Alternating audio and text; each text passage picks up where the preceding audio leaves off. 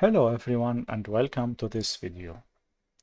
Are you planning to buy a new PC or workstation but have no idea how much RAM you actually need for ANSYS? In this video I will show you a simple Excel calculator that estimates the RAM required for your ANSYS Mechanical simulations in just a few seconds. By the end of this video, you will know how to estimate memory requirements before clicking Solve, and I will also provide this calculator file for free. So just write me on the comment ANSYS free RAM calculator and I will send that Excel file to you. So let's get started. First, one of the most common questions finite element analysis is how much RAM do I actually need? So unfortunately, the answer isn't always obvious.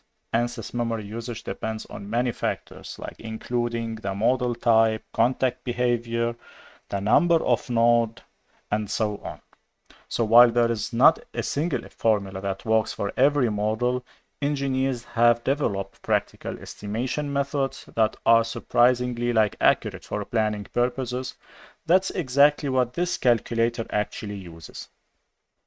So let's start with the input section. First, we choose the analysis type. We have two possibilities. I have solid, beam, shell, thermal, acoustic, and more. You can choose one of them in this list, out of this list. Next, we specify the contact behavior, which is could be nonlinear or linear. And after that, we enter the number of nodes in the model. So out of your simulation, and after generating the mesh, you will already or you will be able to know the amount or the number of nodes in your model. You should just insert that value in this cell. And in case you already have a PC with a specific number of RAMs, or you are planning to buy a RAMs, you can insert the amount of RAM in this section, which is installed RAM. In my case here, I already put 16 gigabyte. So that's all the information we need from ANSYS in general. And now the next important concepts in the degree freedom, or simply degree of freedom there per node, is actually every node in a finite element model has a certain number of degrees of freedom depending on the element type. So for example, structural solid element typically have 3 degrees of freedom per node, beams and shell have 6, thermal 1 in most cases, acoustic 1, and so on. So in the calculator here automatically will take the amount of degree of freedom per node depending on which element type you already choose before. So the calculator, all what it will do actually is to calculate the total degree of freedom is to multiply actually the degree of freedom per node with the number of nodes you have in your model. So now comes the key idea behind this calculator. So based on engineering experience and published recommendations, we use a memory coefficient which represent the approximate memory required per degree of freedom. So for a linear static analysis, the coefficient usually ranges from 4 to 8. For a nonlinear analysis, it increases to roughly 8 to 20. Because nonlinear contact, stiffness updates, and iterative solving require additional memory.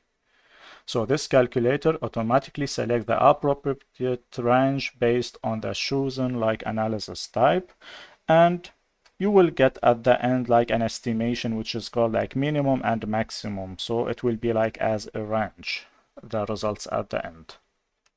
So let's try a real example. So suppose our model contains 128,000 nodes, and after that, since we are using a solid model type, so we have 3 degrees of freedom per node, and that make a total number of degree of freedom of around 384,000, and this will be calculated here automatically.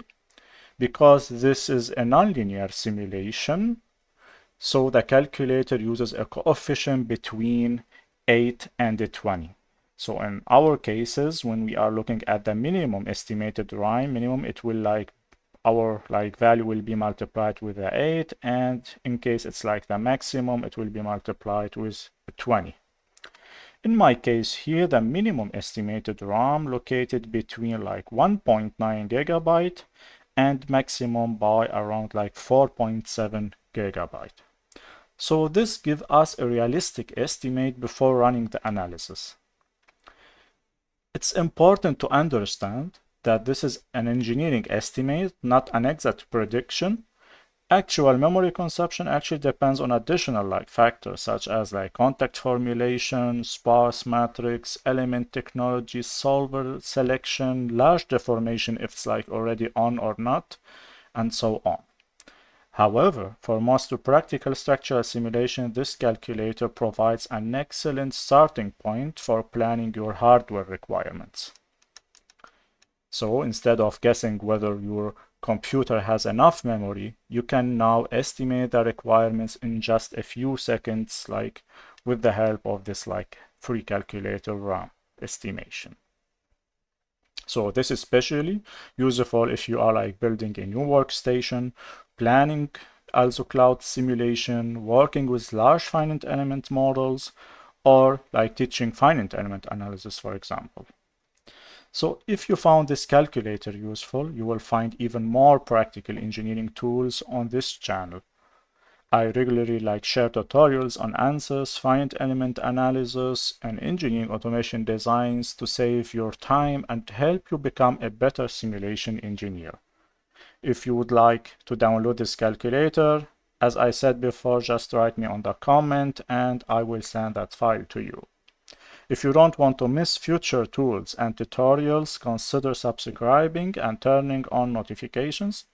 So thanks for watching, and I will see you in the next video.